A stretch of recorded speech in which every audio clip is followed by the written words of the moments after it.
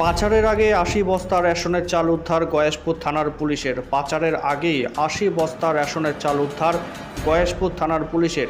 সরকারি চাল মজুত ও বিক্রির অভিযোগে এবার কল্যাণী গয়েশপুর পুলিশ ফাঁড়ির হাতে গ্রেপ্তার চাল ব্যবসায়ী বিজয় মাহাতো। সোমবার দুপুরে সরকারি রেশনের চাল কল্যাণী থেকে হরিণঘাটায় এক ব্যবসায়ীর কাছে পাচার হচ্ছিল। ঠিক সেই সময় ৮০ বস্তা রেশনের চাল উদ্ধার করে গয়েশপুর থানার পুলিশ। গ্রেপ্তার করা হয়েছিল মোটর ভ্যান চালক সম্রাট ঘোষকে।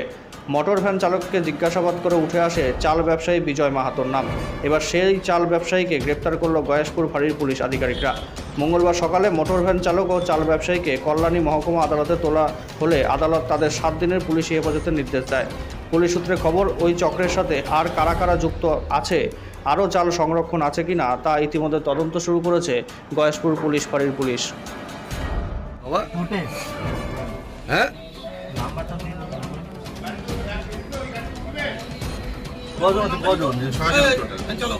দুজন নিয়ে চারজন আর চারজন ধরে যাবে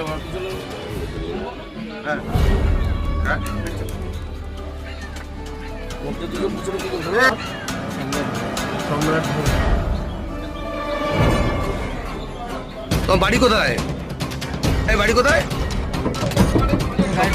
সম্রাট বসে বাড়ি কোথায়? মায়ের চলে।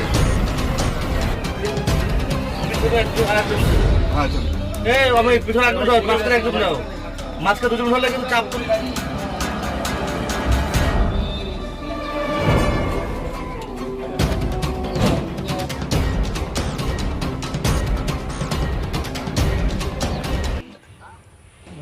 একটা লোক। হ্যাঁ, কি আছে? চাল আছে। কি চাল? চাল আর কি চাল? এফসিআর চাল।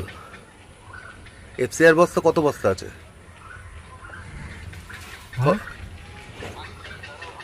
ঠিক আছে। কে? 80 বস্তা আছে। কোথার থেকে চালটা আসছে?